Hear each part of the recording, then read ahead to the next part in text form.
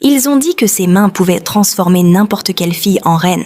Mais ils ne savaient pas que chaque coiffure qu'elle a fait a volé une âme. Le soleil d'Oquendo descendait lentement derrière les cocotiers, peignant le ciel de nuances rouges et orangées.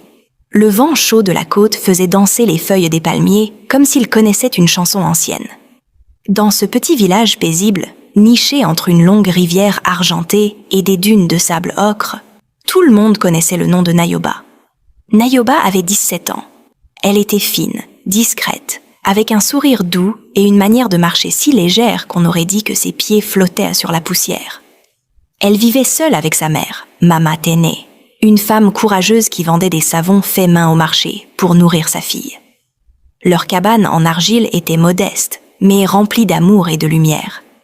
Chaque après-midi, lorsque les travaux du marché se terminaient, Nayoba s'installait sous un grand manguier au bord de la rivière, avec un vieux panier tressé rempli de peignes en bois et de rubans colorés. C'est là qu'elle coiffait les filles du village. Ses doigts semblaient faits de soie. Ils glissaient entre les cheveux comme une rivière tranquille, et chaque tresse qu'elle faisait semblait raconter une histoire silencieuse. Si Nayoba touche ta tête, même la pluie s'arrête pour admirer, disait souvent une vieille femme en riant. Les enfants riaient, les jeunes filles s'asseyaient en file indienne, attendant leur tour, et même les mères les plus dures souriaient en voyant les coiffures terminées. Il n'y avait rien de magique dans ses doigts, du moins, pas encore. Juste une douceur sincère, une patience rare, une beauté simple.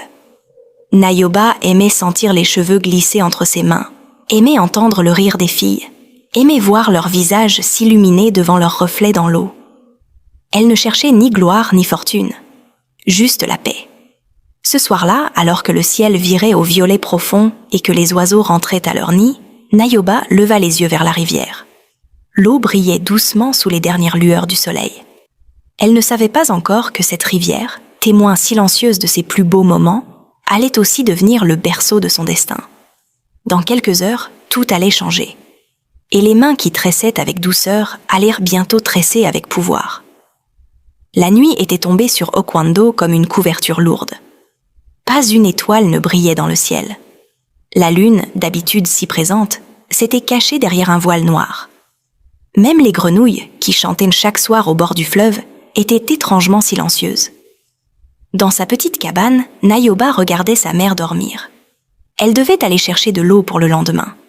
Habituellement, elle le faisait en plein jour.